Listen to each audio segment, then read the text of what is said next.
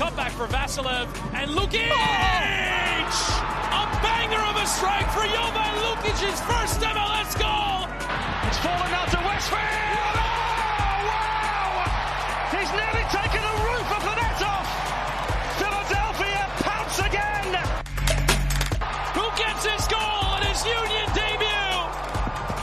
The record signing, off and running in his first appearance for the club.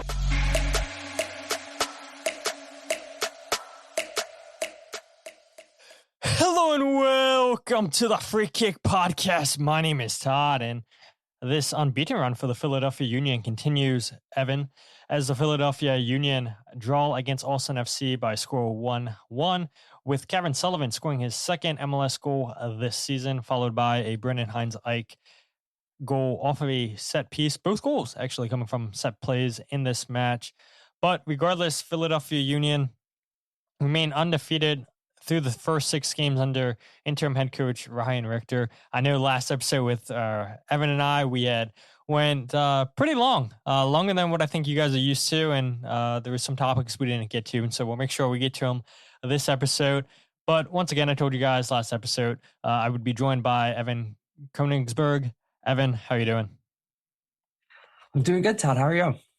Pretty good. We were talking off air, man, just how these 3 games in a week, you fall behind on some stuff. I know you had just posted your video. You said I almost said Brotherly Game, formerly Brotherly Game, Philadelphia Soccer Now, their Instagram page for your 3 thoughts, I would imagine, for Inter Miami. And I would imagine we'll get your 3 thoughts on this Austin game coming up here quickly. But it is a lot. As listeners know, I did not do a goals breakdown video for Inter Miami. It was just too much, honestly. I'll be honest. I mean, there was a lot of action in that game against Miami, a lot of good stuff to potentially break down, but I was like, I don't have the time to do this. So look, we stay consistent with the podcast, and I think that's what most of the people enjoy listening to, watching. So you got to prioritize what the listeners want. But yeah, Evan, we have a lot to talk about. And actually, I didn't even tell you that we were going to talk about this coming up. There was a lot of news that broke this past weekend with MLS moves that had happened, potential moves that are going to happen in MLS. And we don't normally see, I feel like, a lot of change between teams in MLS. I know it's changed a little bit with the cash for trade sales. And we saw a couple of those this past weekend. And I would imagine we'll potentially see another one coming out with Sporting Kansas City and New York City, but maybe that doesn't happen at all. So I do want to talk about the news, and then we'll go ahead and talk about the game. Talking about Ryan Richter's first 6 games, Ryan Richter going with the same starting 11 that he did against Inter Miami 4 days ago. And then we'll talk about Neil Pierre's stunning performance defensively, because there was a lot of people on social media after the Miami game saying, oh, he does nothing defensively. Did Neil Pierre pay attention to that noise on social media? Maybe. But regardless, Evan, let's get straight into the news.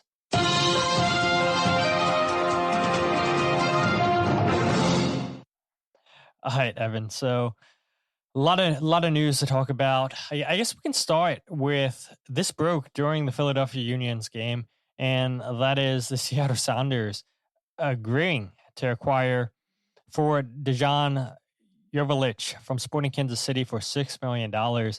And yeah, it's been a terrible time for Seattle fans. They've been going through it. I know they've been saying on social media they want new players, they want new signings, and that hadn't come.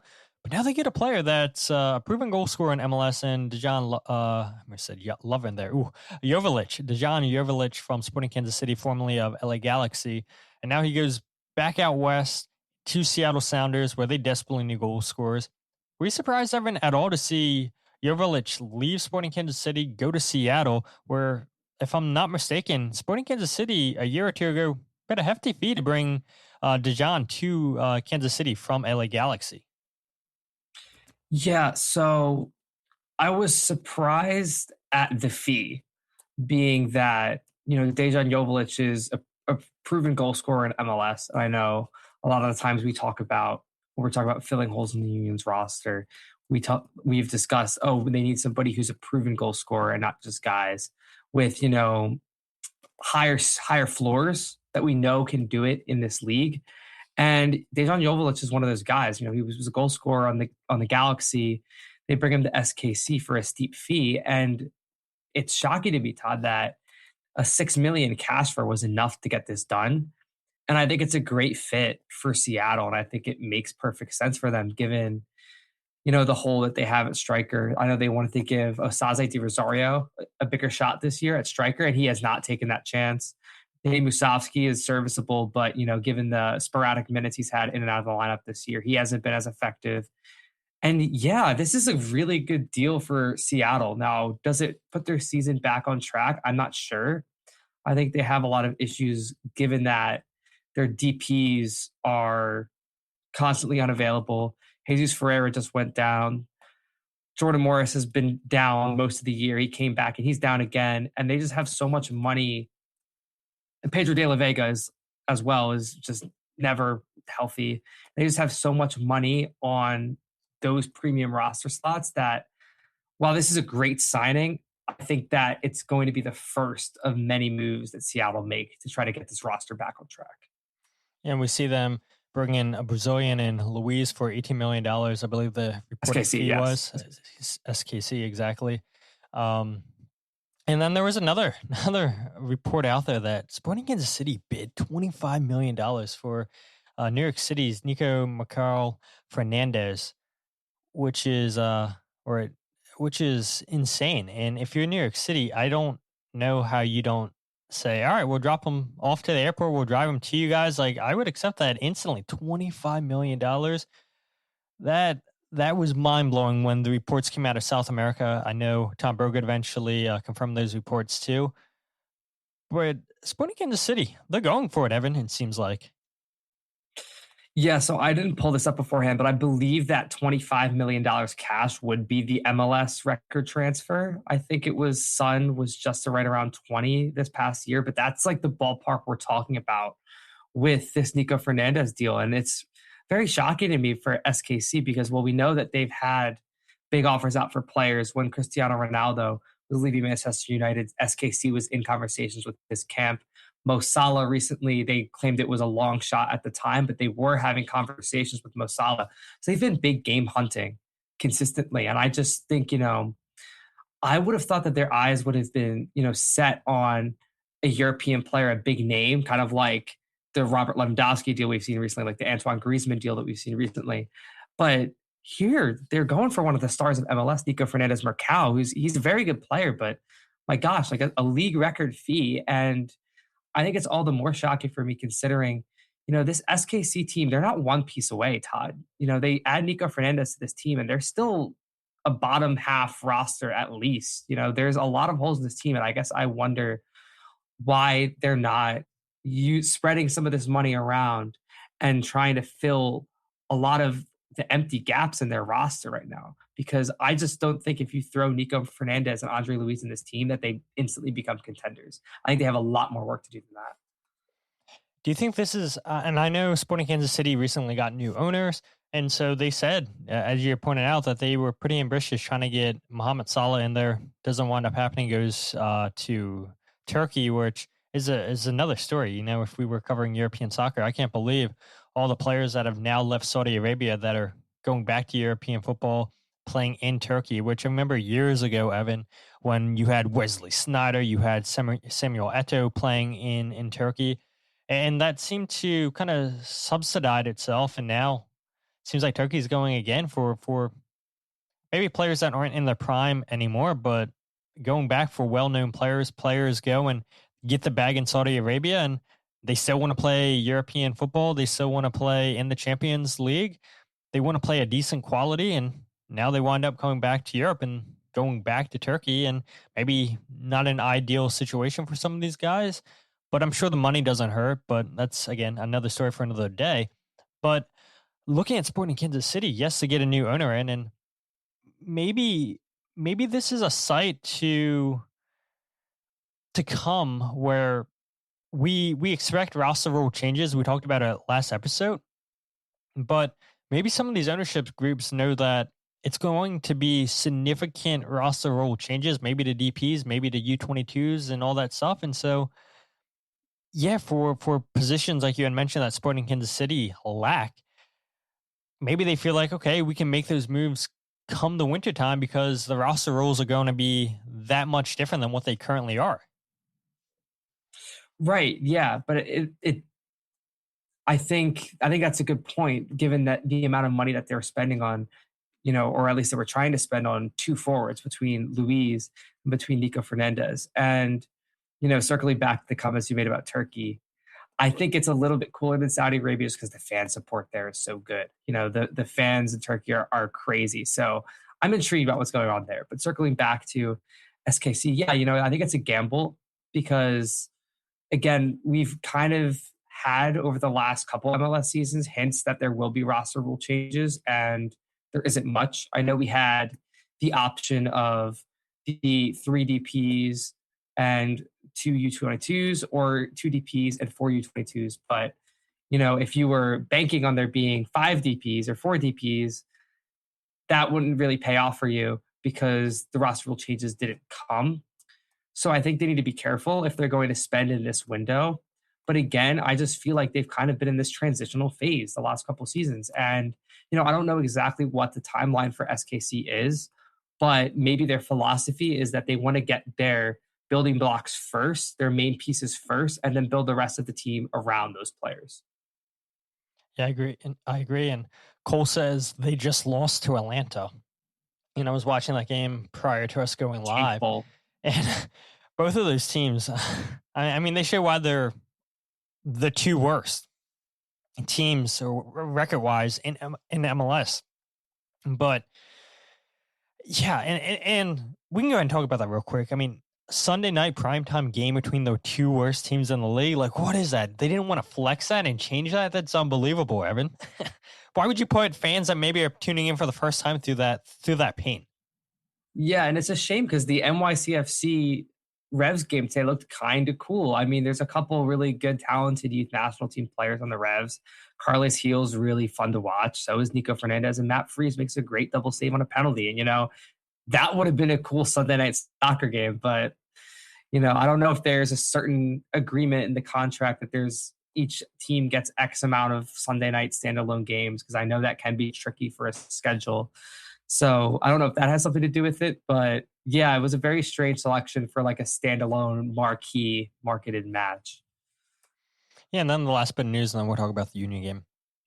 It's been a while since we had MLS news to really talk about, or that I've decided to talk about MLS news. And I was like, there's a lot of moves that have happened within the league, so let's bring it up. And the last bit of news we'll talk about is San Jose Earthquake acquiring or agreeing to a deal to acquire Eduard Löwen from St. Louis City. And this is so interesting to me, Evan, because that team's completely changed, St. Louis City.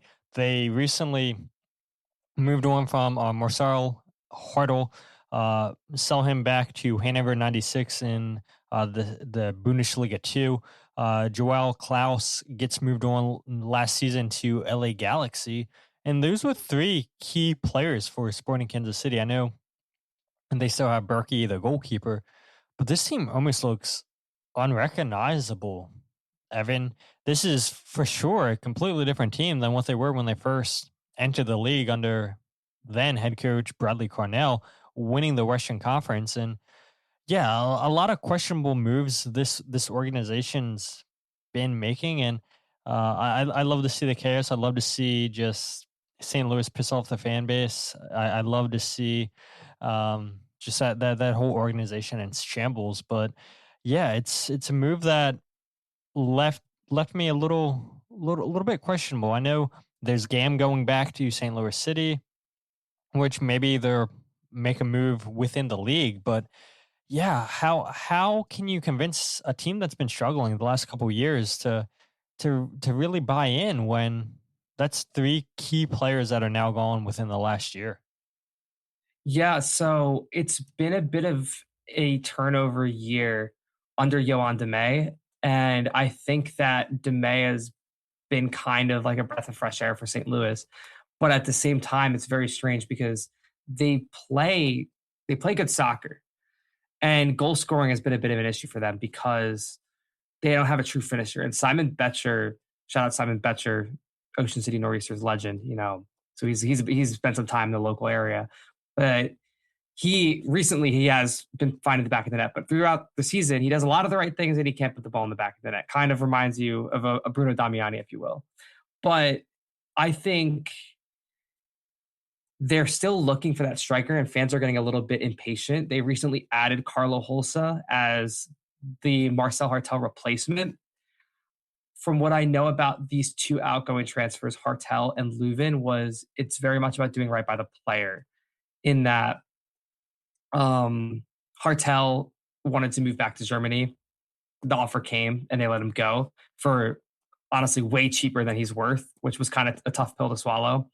And when it comes to Eduard Löwen, I want to preface this by saying Eduard Löwen is an awesome watch in MLS. And I remember when we first hired Bradley Carnell, part of me was thinking, I hope they can find a deal and bring this guy with him.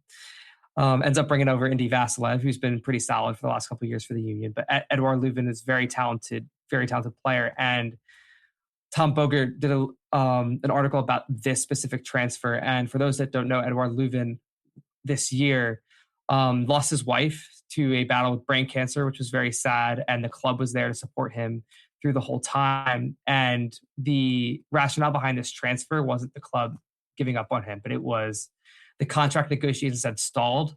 And he requested, okay, if you can't commit my long-term future to here, let me find a place that will commit to me long-term, probably so he can move his family and not have to worry about bouncing around for the next couple of years. So he ends up in San Jose, which is under Bruce Arena, which is an interesting fit for him. It's not the first team I think I would have pinned him at. And they've had kind of a downturn recently. But, you know, for Eduard Löwen, I just hope that he gets in a situation that he's comfortable in and we continue to, you know, see him become himself again on the field, because he's a great player, great man. And, you know, I just hope that everything starts to go right for him because he deserves it. Now, I do wonder if Ernst Tanner or Bradley Cornell was still at the club. I wonder if this would have been a move that the Union would have potentially have tried to have made. I know that Löwen's going to be a designated player the remainder of the season for San Jose. Then he can be bought down, kind of like Kai Wagner we expect next season. But yeah, I don't know. It does make you wonder, Evan, if people are still here. You know, is that a player that the Union would potentially go out and try to acquire? Doesn't happen, and now we move on. Still time in the window. I believe September 2nd is when the transfer window closes. We'll see if the Union go out and sign a forward or sign another player before the transfer window closes. Maybe there's going to be some departures. We shall see. But let's go ahead and talk about last night's Austin FC versus Philadelphia Union match. Like I said in the intro, this game ends 1-1. Cavan Sullivan opening the scoring in the 18th minute for the Union with a header. Brendan Hines-Ike also scoring a header for Austin FC in this match. And before we talk about, you know, the same lineup, before we talk about Ryan Richter's first 6 games or Neil Pierre specifically, anything stand out to you, Evan, in this game against Austin? Yeah, it was a sloppy one. I think it was, you know, one of my favorite sayings when I talk to people when I'm watching a game that there's just no rhythm. I call it Wednesday night MLS. You know, it's just like, oh, there's a game that has to happen because these two teams are both here. And they have a game, it's their third in a week. And this was kind of like that. You know, the Union have their third game in 7 days because they played last Sunday. So they didn't even get the Sunday rest day. So they played Sunday, Wednesday, and again on Saturday. And a lot of the same guys out there. And, you know, at kickoff, it was 98 degrees in Austin. So it couldn't have been easy. And I don't blame the players for it. But you could really see it on the field, especially towards the end of the first half. And honestly, from the 60th minute onward in the second half, you really see the players start to labor. And while, you know, Austin is a weaker opponent, I think it's good that the boys went down there and they grinded out a draw, because that just could not have been an easy playing condition to be in. Yeah, I agree. And I think that shocked a lot of people that Ryan Richter decided to go with the same lineup that he did against Miami. Again, we'll talk about that here in a bit. But, you know, the Union, they score the 8th set-piece goal with Cavan Sullivan scoring that header, and then they concede a corner kick. And I had released the goals breakdown video earlier this morning or afternoon, looking at both of those plays and then some chances created by the Union. big plays by Andre Blake and Ezekiel Alado. We'll hear from Ryan Richter in a bit about Ezekiel Alado tracking back, helping break up a big moment in this match. But that play that Cavan Sullivan gets his second goal in the year, I do want to talk about that real quick, Evan, where it's a well-worked set piece. You see Milan Olaski on the corner kick. They decide to take it short. And Nathan Harriel starts outside the 18-yard box. Nobody for Austin's tracking him because he's a non-factor at that point. The Union have 5 players inside the box compared to the 6 players that are defending them for Austin. So they have the numeric advantage. There should be no issue there. But as soon as the ball gets played from Wagner back to Olaski, that's when you see Harriel make his run, and nobody picks him up. And Cavan Sullivan then does well to get himself back on side, and nobody picks up Cavan. He does well to find the space. Nathan Harriel, it's a great ball floated in the back. And this team's been brilliant, I would say, under Ryan Richter since he's taken over. I know the Union have always, since Frank Leik has been the set piece coach, have always been well on set pieces, amongst the top 3 best in MLS since 2021. But I felt like there's so much wrong in the first 15 games of the season. Set pieces really weren't there for the club like they were last year. It seemed to really digress. And I think maybe part of that is because Kai Wagner wasn't here, taking majority of those. But again, it's Milan Olaski who plays that ball to the back post for Nathan Harriel, wins the header uncontested, and then it's a free header for Cavan Sullivan uncontested. But yeah, I think that's a big moment for Cavan, where yeah, you want to see Cavan shoot with his feet. You want to see him have the fancy flair. But I think it's also important to show, too, that, yeah, he can get himself in good positions. He may not be the tallest player on the field, but he does have a good vertical. And you get him in that dangerous position, he's going to make you pay. Yeah. And first, I'm going to start with Cavan, and I'm going to say this is really good to see from him, even though it's a simple tap-in, because it's smart movement and it's staying alive. You know, I'm not going to name names, but there's some players on the Union this year that the ball goes over their head and they just kind of watch it go. And I talked to Ryan Richter after the Necaxa game, and I remember this quote because it's a cross to the back post from Indiana Vasilev. Cavan crashes the back post, takes a touch, puts it in. And Ryan Richter said something along the lines of, yeah, you know, it's cool when you can beat 3 guys and curl it into the far post, but those are the types of goals that I want to see Cavan keep scoring, because you crash the back post and the ball will come. And it's a lot of work as a wide player, which Cavan's kind of a wide player, I guess, to, you know, make that run up the field and get to the back post as that ball comes in. But you will continue to score goals if you stay alive and you stay in the play. And that's exactly what this was. You know, it wasn't a difficult finish, but it was a great and well-executed set piece. He stays alive and he times that second run perfectly. So good for Cavan. Like he said, he wants to add the goals and assists to his game. He's been playing well on the ball, and he gets one. So, you know, that kind of hard work is going to continue to pay off if he continues to make those runs. But back to the set piece. I mean, this was off the training ground. This is beautiful. This is everything was right on the money here. So the Union really loved to go to the back post. They did it a lot earlier this season, but not as much since Neil Pierre has come into the lineup, because it's almost like if you have that guy, why would you try to knock it back and then back in? You could just let him go up and get it. But this ball from Olaski to Harriel is right on the money. And from where Harriel is, that is in a position for a shot. It's to nod it back across. So I think this was a set play all the way through, and I think they just executed it perfectly. So like you said, credit to the coaching staff and credit to the players for pulling it off. Yeah, and sticking with Cavan Sullivan here for a moment, I don't think this was Cavan's greatest game by any means. I thought besides the goal that he scored, he was pretty quiet in the first half, but then to his credit comes out pretty hot.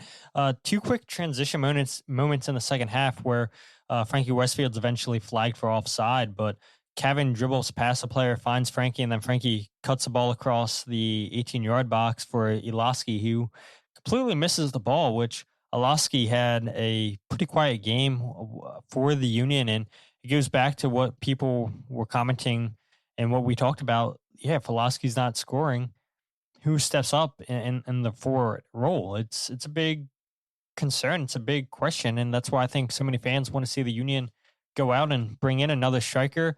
And Tom Burgett, again, I'll keep mentioning this, mentioned that, yeah, the Union were in for Duncan Maguire from Orlando City, eventually goes to Houston.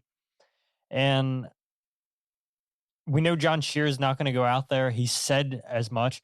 We're going to make a move that makes sense for us. They're not going to go out there and panic buy. And so if Duncan Maguire was their guy, their number one target, that's who they were locked on to, then there's no sense to really go out there and put yourself in a position where, okay, yeah, you may need a striker for the rest of the season, but you don't want to lock yourself up to something long term. I think we go back a couple years ago to Sam Dideron when the Union brought him in from St. Louis City. That was never going to be a deal, Evan, where he was going to be here long term. That was simply, okay, we need a striker for the second half of the season. Let's see if we can get anything out of him. The Union really don't. And then he moves on after the end of the season. So, yeah, maybe if the Union can get a player in MLS that is on a short-term contract, they can move on from them after the end of the season, then maybe the Union go out and find a player like that within MLS. I know a lot of people would love to see Jose. Yes, I see Jose in the chat. A lot of people would love to see Julian Carranza back at the club. I don't know. We'll see what happens with that, but he does seem to be loving life in Necaxa. I know he was pretty emotional. Jose and I talked about it a couple episodes ago when he came back to Philadelphia with Necaxa, how he loved being back. His family flew in from Argentina to come and see him. Yeah, it's a lot easier of a flight, maybe.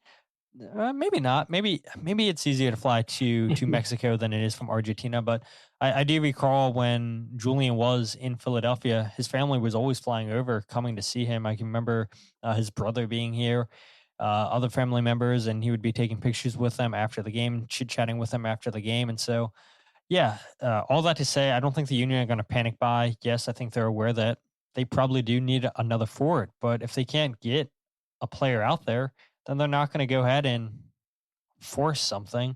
But back to Cavan Sullivan. So that play that they try to set up for Orlowski, it's unfortunate. Then the Union win the ball back with Jovan Lukic, comes off the bench in this game, replacing Jesus Bueno.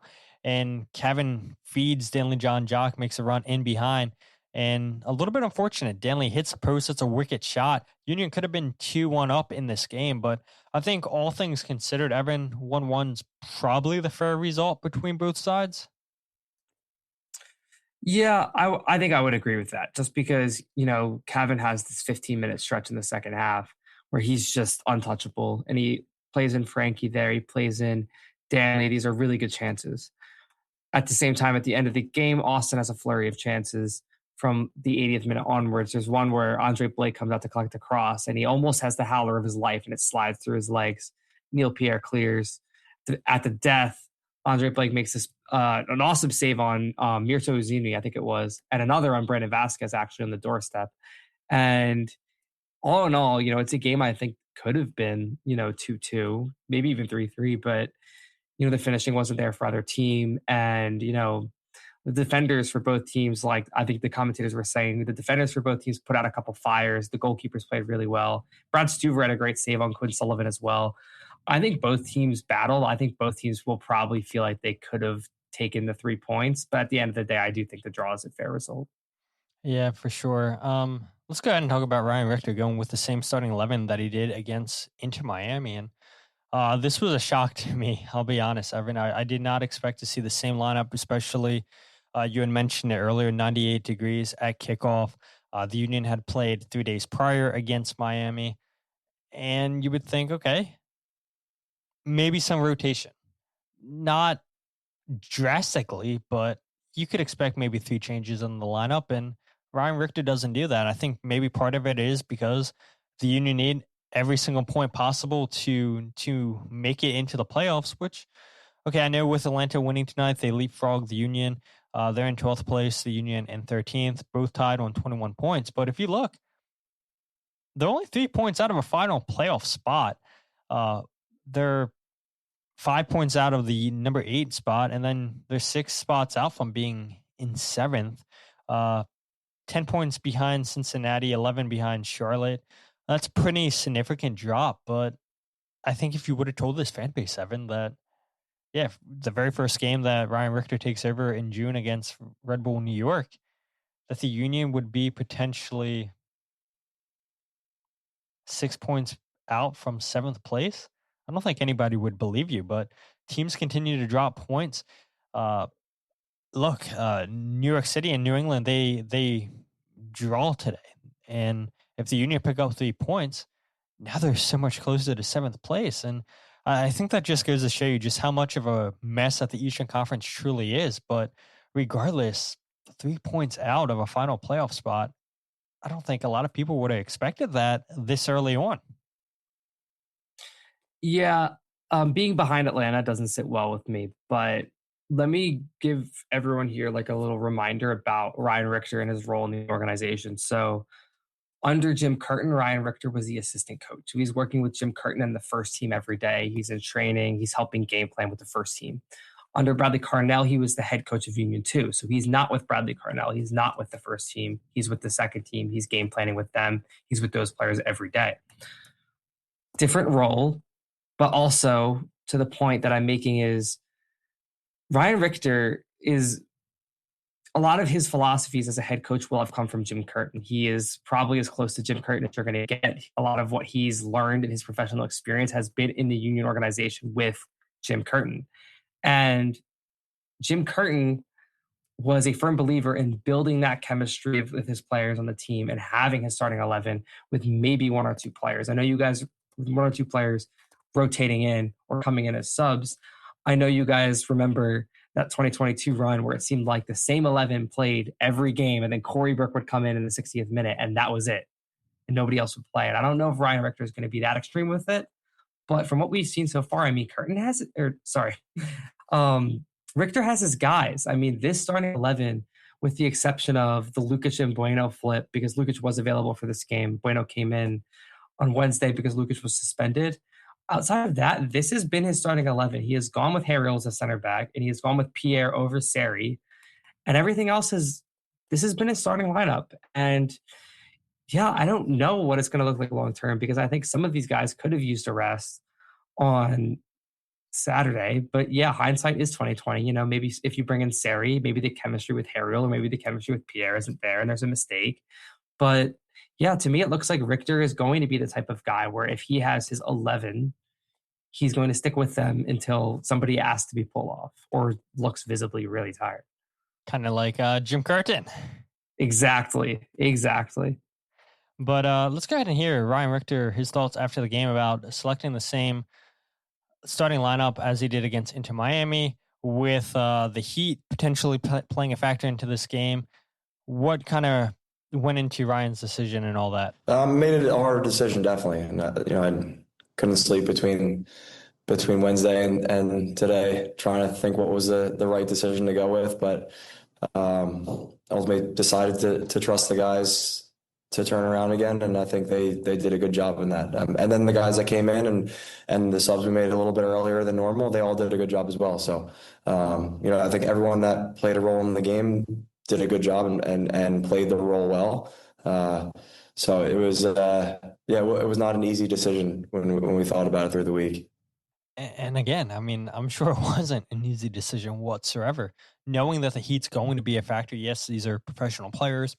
The body should be acclimated, but let's be honest, right? The Heat down in Texas is a lot different than what it is in Philadelphia. We're starting to come out of those hot summer months now, and I know August can potentially still be very hot and humid on the Northeast, but let's also face it too, right? We're a lot closer to September than we were the beginning of October, when it can be pretty brutal. And so to go down to Austin, where it's 98 degrees, this game gets pushed back 30 minutes because of the heat being that big of a concern. And you even see it on the close-ups, the faces of these players. They just look extremely worn out when they're getting the water breaks. And I was shocked. And that was Ryan Richter, I think, giving a confidence to the same starting 11 that got a point, got a result against Inter Miami. Probably should have won that game against Miami. You and I talked about, Evan.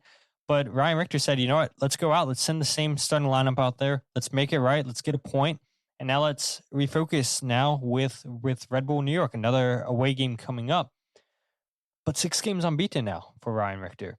And a big part of it is because of those same 11 players that we constantly see on the field, Evan.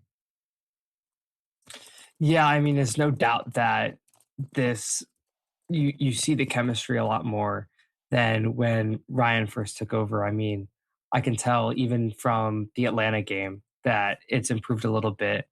And yeah, this is the type of thing that when it's going well, it's going well, and when it's not going well, it's going to hurt you. I remember I've talked to people before around, the union media scene about 2022 was a miracle season for the union. And it was great and everybody was playing amazing. It was a one of one team in this club's history, but also there were hardly any injuries that season. Everybody played and they played like every week. And, aside from the Ali Bedoya injury in the playoffs leading up to MLS Cup where Jack McGlynn just slotted in for him, everybody stayed really healthy that season. And I think, it looks a lot better on the coach when everyone's playing every week, when everyone's healthy. But again, this is the type of thing where if players start to go down and your depth hasn't played all season, that might, look a little rough. So it's a risk that Ryan's taking. I'm sure he knows this and he's aware of the risk of doing this. But, in this case, he goes with his guys and he gets a point on the road. And then Ryan mentioned it, the guys coming off the bench playing a role in this game, and we'll play here in a bit. Ryan Richter's thoughts on Ezekiel Alado having a big moment that saved a potential game-winning goal in this match late on. But you see, Evan Konigsberg, we mentioned him earlier, coming on, replacing Jesus Bueno, wins the ball back in the defensive half of the field of Austin, and it creates this transition moment where Dejan Joveljic winds up hitting the post with the pass from Cavan. You see Quinn Sullivan come on and make an impact in this game. You had mentioned it earlier, Evan, that shot in the 75th minute, a great, powerful shot. And that actually starts with Augustine Anello. He had only been on the field for not even a minute, and he's just rushing down the left side of the field, a lot of space. I know both fullbacks are pushed up high for Austin, and the Union are able to capitalize on that. And now one of the center backs have to come out wide and close down Anello. But it was, I think these players, whether it be an Anello, whether it be an Alado, whether it be a Quinn Sullivan, I think they had a point to prove, coming off the bench, knowing that, look, it would have made a lot of sense to start these guys in this game against Austin 3 days after into Miami. But Ryan Richter trusts his guys, trusts his starting 11. And you see it instantly with Anello. You see it with Alado. Alado goes and makes this run across, going towards the touchline, being an option for Anello as he's going down the left side of the field, because Austin did a good job closing down that play. And it's a nice little combination play, a 1-2 between Alado and Anello. And then Anello plays it out wide to Quinn Sullivan. And we know Quinn loves those shots from out wide. But I think, again, Ryan Richter pushes all the right buttons with the players coming off the bench. Now, does he trust his guys maybe to start games? Maybe not yet. I know a lot of fans want to see Augustine Anello get some starts here. Some people were saying they want to see Anello start over Indiana Vasilev. I don't think so, because Indy's been in fine form. Again, we talked about it last episode. What's been different with Indy since Ryan Richter has taken over? I don't think he's done anything wrong where you say, hey, he's just not cutting it. Let's get somebody else playing as one of those two number 10s. I think that spot's his until he loses it, even if Quinn Sullivan's back to 100% match fit, because having Quinn Sullivan come off the bench, that's a big weapon for this Union side. And Anello, if he plays like he did last night coming off the bench, that's now another weapon for Ryan Richter. Yeah, and again, circling back, I think when you stick with your same team and you have 3 games in a week, maybe some guys are thinking, okay, I'm going to get a chance in this game. And if it's the same 11, that sends a message to the depth pieces that it's like, okay, the coaching staff is at another point where you're trusted to play this match. And that message sends a message to the sub that's like, oh, I got to get on and I got to prove myself in my time on the field here. And, for a guy like Lukic, okay, he loses his spot to Bueno. He's available for this game. And Richter goes with Bueno over Lukic. So Lukic has something to prove coming in. Quinn has something to prove. Okay, maybe I want to show that I'm sharp enough to start, because Quinn, he's been a little rusty since he came back from his injury, to be expected, of course. But, the decision-making, the sharpness in his passing hasn't been at the level that it was. And he looked a lot sharper in the last couple minutes that he was in. He had a really good shot on goal that was saved by Stuver. And Anello is a very interesting one as well, because he was good coming in off the bench against Atlanta in that comeback. And he was actually scored this year Atlanta away in a game that a lot of people are going to try to forget. And yeah, he does feel at times like a square peg in a round hole in the Union system. He's a player, he feels like a touchline winger, the way he starts on the left and he's very right-footed and wants to cut it and get a shot off. But he's such a direct player and he really strikes uncertainty in defenders the way that when he gets on the ball, he drives straight at his defender and forces the defender to make a decision whether to drop or to cut him off. And to be honest, sometimes I wonder if he can be like a rotation piece for Milan Olaski as well, because Milan was running his ass off, but bless him, in the last 20 minutes of that game, he was gassed. And I understand, a lot of people, the commentators were just laying into him. And I felt unfair to me because I'm like, the guy has been running all week and he looks dead in this Austin heat. And, I wonder if Augie can play that role as well, because when he played in Uruguay, he was really known as a goal scorer. And given the types of runs he makes and the quickness he has, I do wonder if Milan needs a sub, if he can be the type of guy that can slide up to striker as well. I know we haven't seen too much of it, but I believe Bradley mentioned, he can be a striker and he can be a midfielder. We just haven't really seen it out of him this year. And I know that he's a guy that is struggling to earn minutes, but, you can really see his quality going forward. So maybe that's a guy that we see more of later in the season. Yeah, absolutely. And I mentioned Ezekiel Alado, so I want to go ahead and play that clip here of Ryan Richter talking about the hustle from Alado and Milan Olaski on that play too, being one of the last defenders back there trying to stop Brendan Vasquez from potentially getting a game-winning goal. Yeah, that was a pretty key play in the game. And I mean, I have to look exactly where he started when he started that run, but to make it all the way back and then put Vasquez off.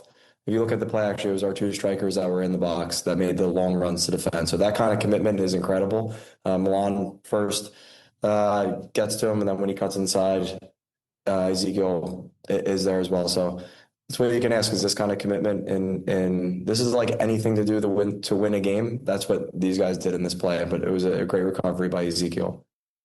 It was. It really was a great moment there. And I think, Alado's not scoring the goals. Of course, you pay all that money. The pressure is going to be on him. You expect him to score more goals than he has. You expect him to be in goal-scoring positions. But that hustle, when he comes back from his own offensive half defensively to try to put a body, to try to throw Brendan Vasquez off, that's going to excite any coach. And that type of hustle will get you game time in this playing system for Ryan Richter. Maybe Ryan Richter doesn't become the head coach. Any coach is going to look at that and say, I want this player in my team, because just because they're a striker doesn't mean that they're not going to put in the work defensively. And that's a big moment in this game that potentially saves the Union a point. Yeah, and I think with the Union, one of the things they really stress, along with a bunch of the other teams in MLS, it's kind of a more popular playing style the last couple of years, is defending from the front. And, under Jim Curtin, the Union were a little bit more comfortable, getting into their own half and defending in their own half, having an organized press with specific cues. And when they win the ball, they counter and they play over the top. It's a little bit different under Carnell and a little bit different under Richter as well, where off the turnovers, the Union can keep teams in their own half a lot better. I think you saw it the second half against Miami. I mean, they couldn't get out. They were just stuck, and it was press from everybody. It's not as much as Danley runs. This starts with, if you turn the ball over in Miami's box, you're pressing their defenders so that they're clearing it out for a throw and not finding a pass up the field. And, San Jose played like this earlier in the season when they were playing well. A lot of the best teams in MLS play this way. And, I think this is something that Aldo had to learn. I think when he first got here, a lot of fans were kind of critical of his work rate. So for this, I think it's huge for Easy, given, his scoring struggles. Obviously, you can't snap your fingers and make all that better. But, this type of work rate is huge. And I mean, maybe there's a shot that he can turn this all around and get right in Ryan Richter's book with, these kind of plays, this kind of effort, because I mean, that spot's kind of open until one or one of him or Bruno Damiani starts scoring. So yeah, good for Easy. And it's cool that Richter pointed him out in his post-match interview. Yeah, and let's go ahead and talk about Ryan Richter. We've talked a lot about him tonight. We meant to talk about this last episode, like I mentioned at the beginning, but we had just went on and went on and on about the antics from Inter Miami, which is totally fine. So we appreciate everybody that has listened so far or stuck through with us for an hour and 35 plus minutes. But that's not going to happen tonight. We promise, folks. But Ryan Richter, 4-0-2 in his first 6 games, 13 goals scored, 8 against. The Union are averaging 2.1 goals per game, 1.3 goals conceded per game under Ryan Richter. Under former head coach Bradley Cornell this season, the Union were averaging 1.2 goals per game, 2 goals conceded.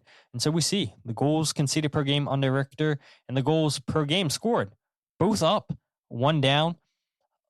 Key differences right away. And I know it's a small sample size, Evan, only 6 games in MLS. We got a small sample size in League's Cup.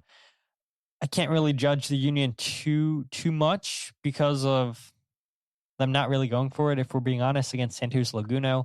Laguna making 11 changes. And so I want to strictly look at what Ryan Richter has done with this team in MLS because they are undefeated.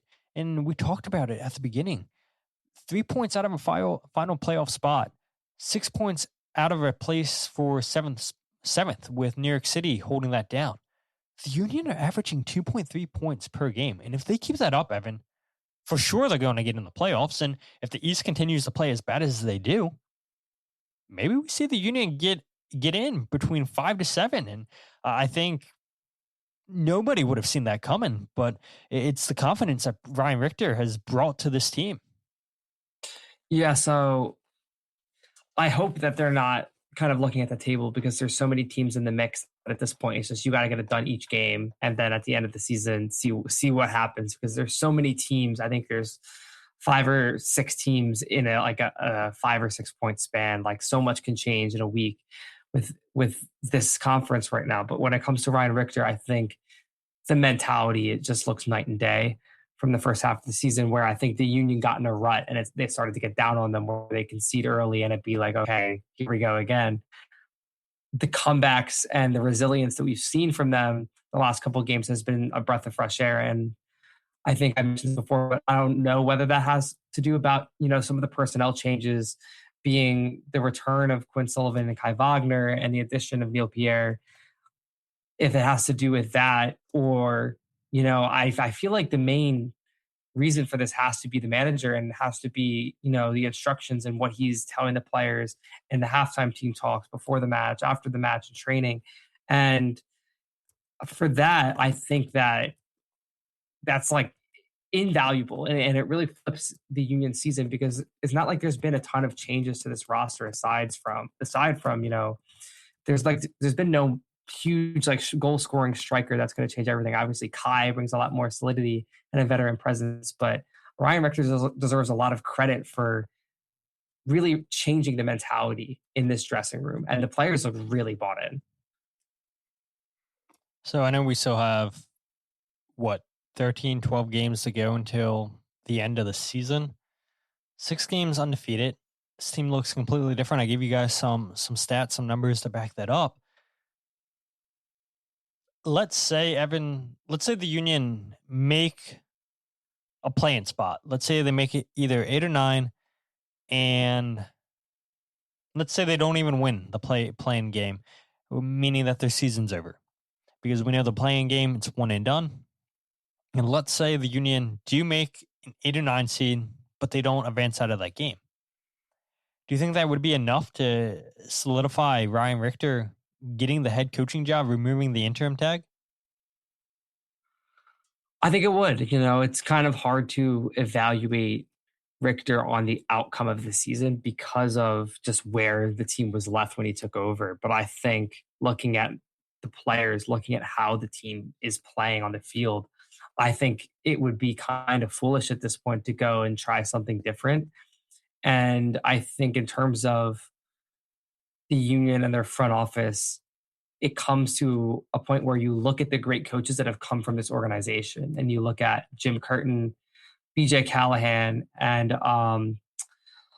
Pat Noonan at Cincinnati. And you start to think, is Ryan Richter the next guy up? And if you don't hire Ryan Richter, is he going to go somewhere else and be the next BJ Callahan, the next Pat Noonan?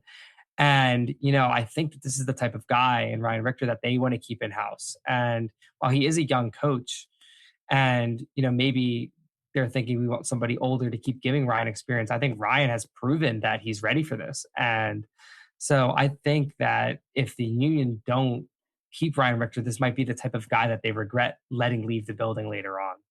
Yeah, I agree with you too. And it is interesting. You mentioned BJ Callahan, you mentioned Pat Noonan. I do want to point out, right, that neither one of those guys were going to become the next head coach of the Philadelphia Union, because the Union had Jim Curtin at the time, and nobody would have seen Curtin getting fired after the 2024 season. But it is interesting to note, Evan, that here's a guy, Jim Curtin, that had been with the organization for over 10 years, and his coaching tree now suddenly looks pretty intriguing. We know Pat Noonan's done wonders for Cincinnati. Nashville's the best team right now in the Eastern Conference, and I know there was all this talk like, oh, the U.S. should have hired BJ as the permanent manager. They shouldn't have had him filling in as the interim, and goes to Nashville, and he's completely turned that organization around. And I think that's a testament to Jim Curtin, people within this organization that do have a good eye for talent, for up and coming coaches. And Ryan Richter does for sure appear to be that next coach. There's no way Ryan Richter, if the Union don't hire him, there's zero chance that he goes back to MLS Next Pro. He's well past that. I would find it harsh for Ryan to even go to the USL Championship. I think he should be in line for a head coaching job in MLS if the Union don't make him permanent. But even if they don't make him permanent, okay, maybe he goes and is an assistant for a year, maybe 2 years at most. Maybe he goes to Austin with Jim Curtin and becomes his assistant coach again if he doesn't get the head coaching job. Who knows? But regardless, I do think this organization has a lot of respect, a lot of love for Ryan Richter. I think we hear it all the time from the players. They love playing under Richter. He's brought stability. He's brought belief back into this group. And I think that's a big part of it. Yeah, tactics matter in the game, but if you have players that don't have belief in each other, if they don't have belief in the coach, then you're screwed. And the Union have that under Richter. And so I would be shocked, Evan, if we sit here a couple weeks from now and we hear that the Union are removing the interim role and making Ryan Richter the head coach. I think that's something that maybe comes and is announced at the end of the season. Sure. But I do think the Union have the guy in Ryan Richter. Yeah, I think it's almost a formality at this point, to be honest. Yeah, and we'll see what happens. Still ways to go. Jillian brings up an interesting comment. She said, it's funny when you think that Ale is older than Ryan. I honestly didn't realize that. Ryan Richter is what, 37? Bedoria's 38, 39. So yeah, that's an interesting little pull there from Jillian. But Ryan Richter, has done a phenomenal job for the Philadelphia Union. And so before we get into Blunder of the Week, I know I named the episode title this, and we should probably talk about it, Evan. Neil Pierre's strong performance. I have a highlight package that I brought up of what Neil did defensively. I'll release that tomorrow on Instagram and Twitter. I was going to try to show it here on the show, but apparently it says the file's too big, and I don't feel like trying to cut the video in half to try to get it uploaded. So we won't look at that. But look, if you watch the game, you know Neil Pierre had a huge game defensively for the Union. I mentioned it way at the beginning in the intro. These people after the Inter-Miami game saying, oh, all Neil Pierre does is score. I don't think I've seen any defensive play from him, anything that stood out. But if you look at this game for a whole, a draw, we both admit, was probably the fair result. But there's a couple times in this game, Evan, that Austin could have snuck away and won all 3 points at home at Q2 Stadium against the Union. And a big reason for that was, yes, you mentioned it too, Andre Blake had a couple big saves. 94th minute, really big save on Uzuni towards the end of the game. But Neil Pierre had multiple blocks in this game, a big block on Christian Ramirez. You had mentioned it too, Evan. Andre Blake spills the cross from out wide. A simple cross, should just pick that up, and instead it goes underneath him. I don't think Brandon Vasquez really anticipated that. And Neil Pierre is there to be aware and clear up the danger. but he was everywhere. I feel like for the Union, maybe he wasn't as big of a threat as we've seen offensively for the Union, but defensively, he put out quite a few fires, and this is only going to help his game going forward. I think this is only going to continue to instill confidence in him. Yes, 6 games since he's been back from Lyngby, he's been in the starting 11 for all of them, or he's appeared in 6 games for sure. I'll look at that for a second. But Neil Pierre, I think, is your lockdown defender for the rest of the season if he's here, right? Because if he continues to play this way, I do wonder if a team comes out and gives the Union an offer they can't refuse. Maybe they do come to an agreement and say, hey, you can hold on to him for the rest of the season, and then we'll take him on in the wintertime. But if Neil continues to play this way, Evan, maybe a last minute bid comes in for the 18-year-old. Maybe the next big thing, United States men's national team center back. Yeah, so I said after the Miami game that I thought it was his worst game since coming into the lineup. Despite the set piece heroics, it was kind of sloppy at the back from him. This, I think, was his best performance. And there was no goal from a corner. There was no assist with the header. But my gosh, that was like, as far as center back performances go, it was great from Neil. He had an excellent block in the first half on a chance that came to Christian Ramirez at the back post. And it's just like laying out every inch of his 6'7" frame. It was just, I couldn't believe he got over there to make the block. He made a lot of really clean tackles on the ground. There was one in the corner that he just out-muscles Uzuni, comes out with it and just starts dribbling up the line and finds a man. I mean, he eliminated almost all of Austin's crossing opportunities, just heading balls out. And as well, in a game that I said earlier was really sloppy, he was really composed with his passing, and there wasn't many loose passes from Neil on Saturday night. So I thought all around, all things considered, this was by far his best performance since coming to the Union starting 11. And I know it doesn't show up in goals and assists, but as a center back, this is really what you want to see him grow into as his game matures. So I was really happy with Neil's performance, and I'm excited to see the highlight tape that you put together, because I think people will really start to appreciate the work that he put in on Saturday night. He was big. 2 out of 3 tackles, 1 3 blocks, 7 clearances, 3 interceptions, 10 ball recoveries. I don't think he put in a wrong foot forward at all. Ryan Richter did say after the game that he thought that Neil was the Union's best player on the field. Talking about the blocks, stepping out of the line, big clearances, just an overall really solid game from Neil Pierre. Yep. And I do hope that he's here in the rest of the season. I would be dumbfounded, Evan, if he's here at the beginning of next season. I put out a tweet after Inter Miami saying the Union shouldn't listen to offers unless they start at $25 million.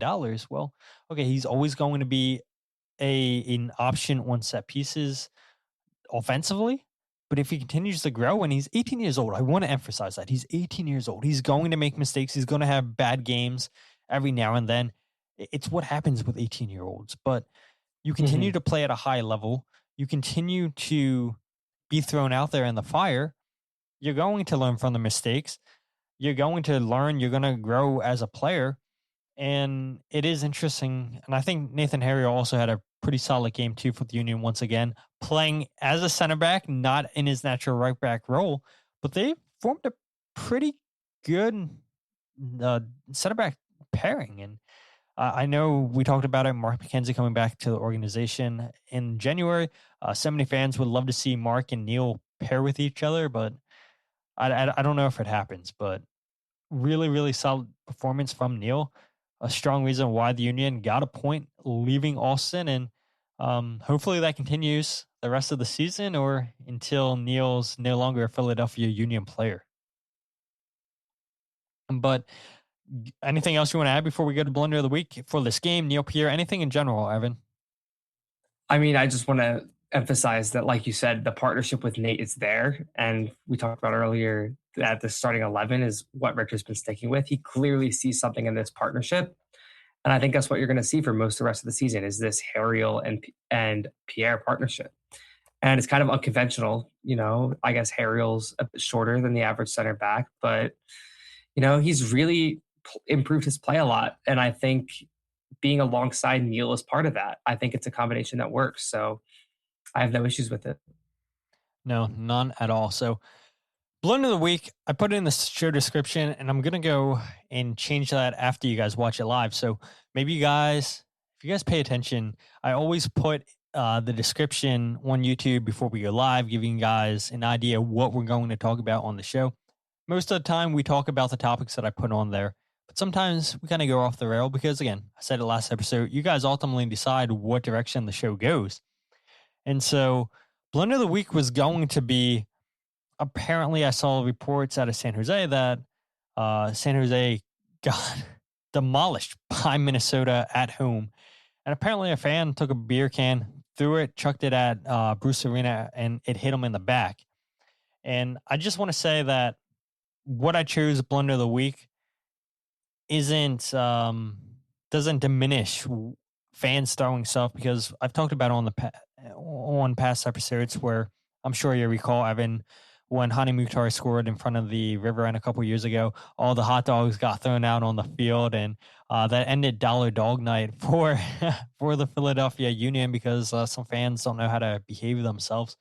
But under no circumstances should fans react that way, throwing things on the field, whether it hits people or not. Like, you got to control your emotions. At the end of the day, it's just a game, right? It's for entertainment.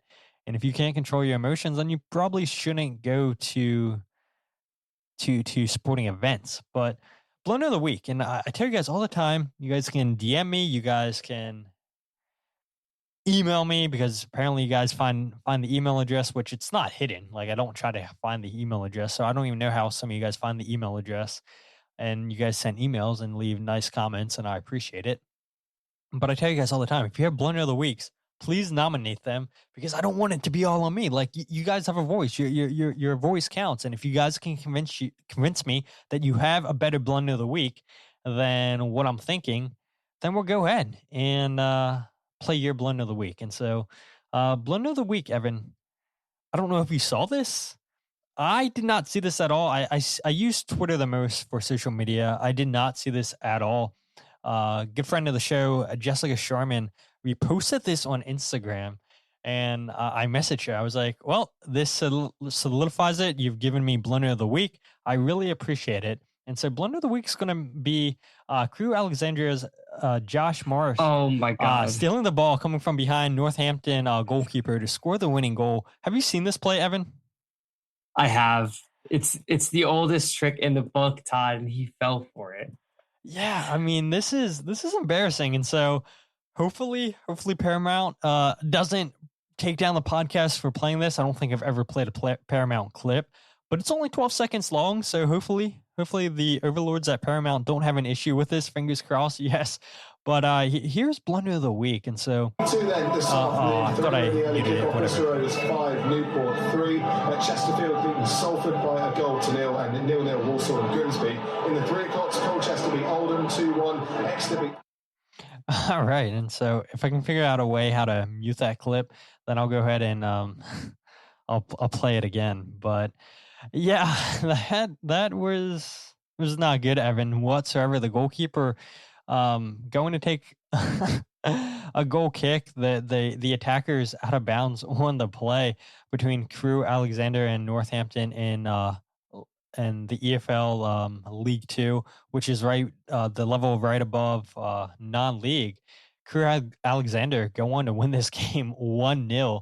But like you said, Evan, that's like the worst trick in the book. I cannot believe the goalkeeper was just not aware of where the attacker was whatsoever. Oh my gosh. Yeah, and I feel like this it's Little League. Like, it's crazy. Like, and I can't believe it's crazy people try this. It's crazy it works. I feel like also this only happens late in the game. I don't know if it's because players are like, oh, this is the last kick of the game. It doesn't matter if I get back in this shape or not. I'm either scoring this and he forgets about me, or the game's over. I remember this happened in MLS last season or the season before. It was like Jamal Tiare on Atlanta. He came from behind the goalkeeper and he scored. I mean, as a goalkeeper, this has to be like the single worst feeling. Just like, oh, why did I not just punt the ball away? how did I not know that there was a guy there? And it's just like the dumbest, most crushing way to lose a match at the end. Yeah, and the fact was, like, this goal wasn't even towards the end of the match. It was in the 53rd minute. And so there's so much to be played. I feel like if this was towards the end of the game, Evan, I feel like that would be that more agonizing. But the goalkeeper puts the ball down and drops it. As soon as he drops it, kicks it. I mean, it's great awareness there from Marsh, the attacker, to be aware of the play that, hey, look, the goalie drops this, he takes a touch. I'm going to pounce on this. And that steals all 3 points for Crewe Alexander off to a perfect 2-0 start early on in the EFL League 2. But yeah, as a goalkeeper, I mean, I have no clue what that does for your confidence. I mean, I feel like that's just one of those where you got to move on. And the fact that was the one and only goal in the game, yeah, that's a not good moment, Evan. Yeah, not good. Perfect timing. Yes, that clip from Jim Curtin never gets old. But yeah, fantastic moment. Thank you, Jessica Sharman, for uplifting that so we can talk a little EFL League 2 footy on the podcast. Evan, it's been a blast. Definitely not as long as last episode, which, look, I'm not going to lie, I love talking. But after such a long episode last time, I was like, man, I'm not looking forward to editing this podcast. So at least this episode's going to be a little bit easier of a edit. Anything you want to plug? Anything you have coming up, Evan? No, just reminder that, you guys can find my work at PhiladelphiaSoccerNow.com and on social media at Philadelphia Soccer Now. And you can find me on Twitter, Blue Sky, and TikTok at Evan Knows Ball. And that's where I post my local soccer updates and some of the short form videos I've been working on. So keep an eye out for some of those coming up. Yeah, and I want to go ahead and lift this comment way earlier in the show from my co-host, Jose Nunez, good friend of both of us, Evan. He said, I hope Hoagie is happy, officially replaced by Evan. And this is on me, so I'll give you guys a behind the scenes. So I had told Evan days prior, I was like, all right, can I get you on for the Inter Miami game? And you're like, yeah, I'll try to make it work. I'm watching Pittsburgh versus Maryland. Obviously winds up happening. I said, okay, well, if I can't get you, can you commit to at least the Sunday episode talking about Austin? He's like, yeah, I can definitely do that. Well, Evan, being the great guy he is, says, yeah, I'll do both shows. And so we get Evan for back-to-back shows. I kid you not, Evan. Jose texts me and he says, can we do the show on Monday? And I'm like, I already had it scheduled on Sunday night with Evan. I was like, I'm not telling Evan we're canceling this. I told all the listeners last episode that we're doing the show on Sunday because these guys come to expect the day after the game, there's a podcast. And so we want to keep the routine. Yeah, we may not start exactly at 9:00, but we do start around then. And the one thing that I didn't want to do is like interrupt Jose from this bachelor party. I knew he would be coming back on Sunday. And so I was like, okay, he hasn't been home in a while. Probably wants to spend some time with his wife and the kids. I'm not even going to think about asking Jose to come onto the show. I said, let's get everyone onto the show. And I give Jose a complete 180 and say, yep, here's Evan. Back-to-back shows. And now Jose thinks that he's officially replaced by you, Evan. Yeah, Jose, I'm sorry about that, brother. I'm not coming for your spot. I say, in revenge, we do a show tomorrow without Todd. Facts. There might be a show, Evan, honestly. I got to debate. I got to work out the schedule. But the Montreal game is on September 5th, which is a Saturday. Okay. And then that would mean Sunday we're doing the podcast. I may not be going to a concert on Sunday. And so if I do go to a concert, maybe you and Jose can do that show. Maybe there is no Todd. It could be the Evan and Jose show. I'll be replaced on the show that I created. And I do want to say that I did try to get Mark Kelkenberg on here with us too. It could have been me, you, and Mark. Oh my gosh, that would have been a party. Mark didn't do it. He let us down, Evan. Come on, Mark. Mark's watching college soccer. He's doing just fine. He is doing just fine, but yeah, maybe we see in a couple weeks the Evan and Jose Nunez show. No Todd Lewis for the night, but that's something I can talk with you guys later on and see if we can get that worked out. But if you guys aren't following the podcast on Twitter, Instagram, or Facebook, follow at Free Kick Pod wherever you get your podcasts of The Free Kick. Check out the YouTube channel, youtube.com/freekickpod, live every single podcast episode. Goals breakdown video, if you guys haven't watched it, is out between Austin FC and Philadelphia Union. No Inter Miami goals breakdown video. I'm so sorry, guys. Just life happens. But if you guys want to check out my writing goals breakdown video or the podcast all in one place, check out thefreekick.substack.com. To be determined, though, if we have a midweek episode with a Apple commentator for this upcoming game on Saturday against Red Bull New York up in Harrison, New Jersey. Philadelphia Union looking to bounce back with a win. They do remain undefeated through the first 6 games under interim head coach Ryan Richter. But we know how history has been against the Red Bull in the past against the Union. The hope to go and get all 3 points this season in Harrison, unlike last season where the Red Bull, you guys will remember this if you guys went to the game, just celebrating like they had just won the MLS Cup against the Union. The mascot breaks into Bradley Cornell's press conference, celebrating, mocking. What a joke of a night it was in Harrison last year. So hopefully none of that stuff happens again. Hopefully the Union can come away with 3 points. But to be determined, like I said, on a midweek preview episode. Maybe I don't do a Neil Pierre piece at some point this week, but expect a podcast episode next Sunday for sure as we review the match against Red Bull New York. Hopefully the Philadelphia Union remain undefeated under Ryan Richter. But with that said, my name is Todd, and this is the Free Kick Podcast.